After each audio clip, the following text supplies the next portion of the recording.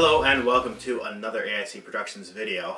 So this last weekend I took my son shooting and I took these two new guns that I got, the Ruger Wrangler and the Browning Buckmark, to try out.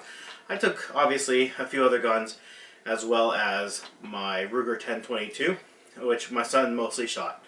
And I want to talk about how I really enjoyed the Ruger Wrangler and how I really liked the trigger on the Browning Buckmark and things like that, and how this Winchester 22 ammo is crap and this Federal is just okay.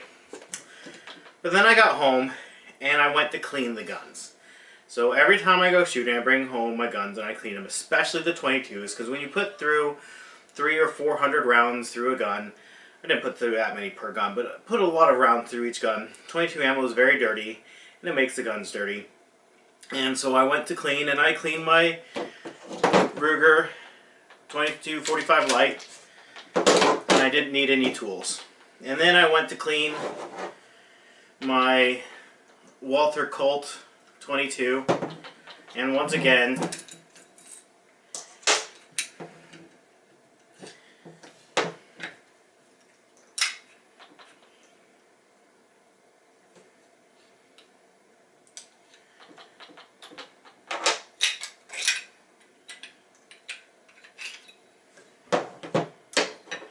I didn't need any tools. And then I went to clean the Ruger Wrangler, and you know what? I didn't need any tools. And then I went to clean my Walther P22. This didn't even come with me. I just cleaned it because it's been sitting for a while and thought, what the hey, I'll go ahead and clean that. And then I took a look at my wife's Smith & Wesson, and you know, that doesn't need any tools to clean, and why not? Why not my 1911, which I do use just an expired old card because this kind of sucks to push down and it makes it easier to keep the spring in check.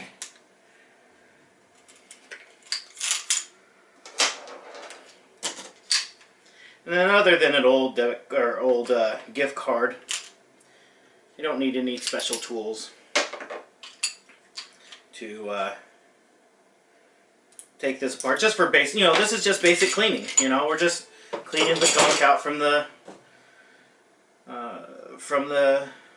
rounds, you know, from the black powder or from the gunpowder. Now this one I do need a tool.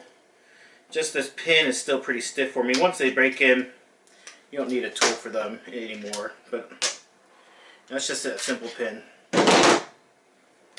But then I got to this, the Browning Buckmark. And to disassemble this just for basic cleaning, now you can just pop this open and lock it and just kind of clean in there. But to really clean the gun like I do these other ones, I have to have an Allen wrench. And not just one Allen wrench, I have to have two Allen wrenches. I have to have a 3 32nds and a 7/64 Allen wrench. Now, I've been working on cars since I was 16, and I have hundreds of dollars worth of tools, if not thousands of dollars worth of tools. You know what I didn't have is a 3 32nds and a 7/64 Allen wrench. So I had to buy these Allen wrenches. And then I went to disassemble the gun. I watched a YouTube video, and there's a video that shows you first you undo these top ones, and the back one, it came loose. The front one, however, see that? Do you see how far that is bending? And it's not budging that bolt. And that screw is just about stripped. And then I take the larger one, the 7/64, and I put it in here, and it just spins.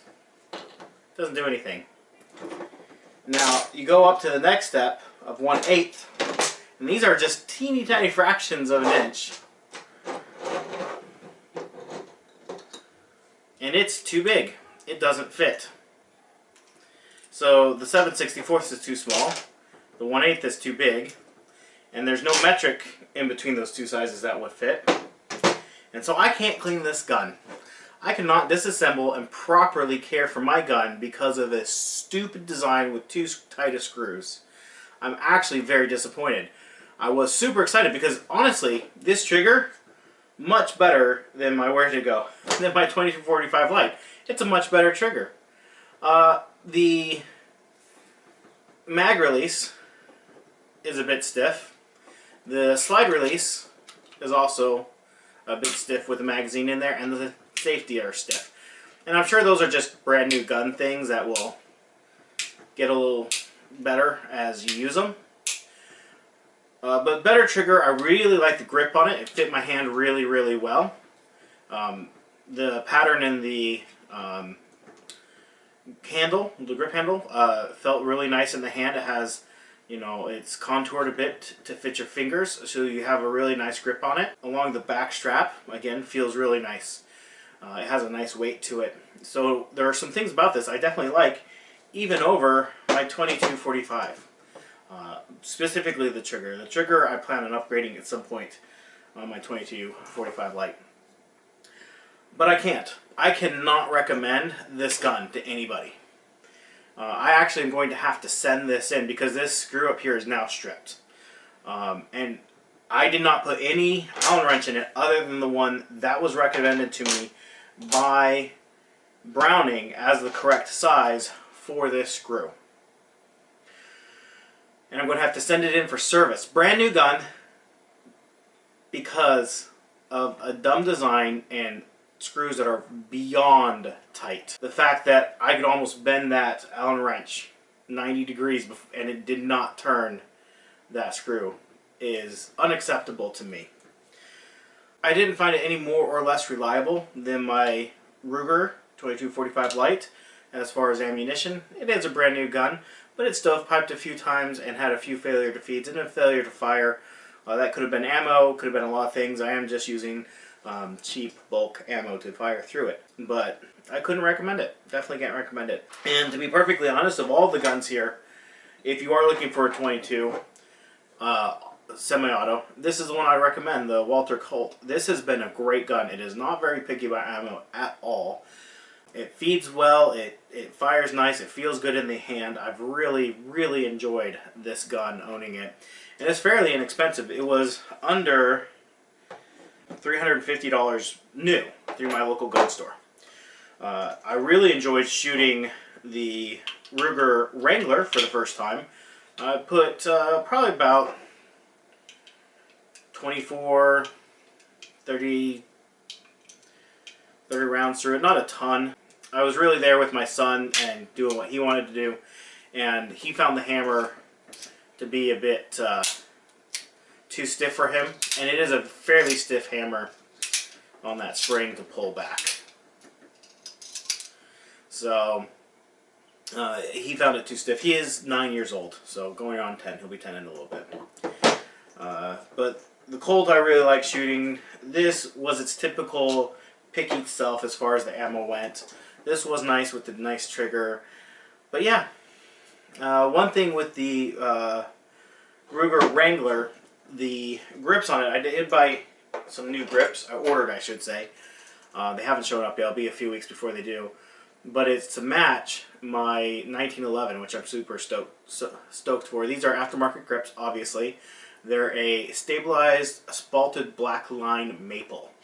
And I found a guy who has some of that and is going to make me a custom set of grips for my Ruger Wrangler. So I'm super excited about that. So anyways, if you have any questions or comments or thoughts, whatever, go ahead and leave those down in the description down below. I'll do my best to answer those. Thank you for watching, and I hope you have a great day.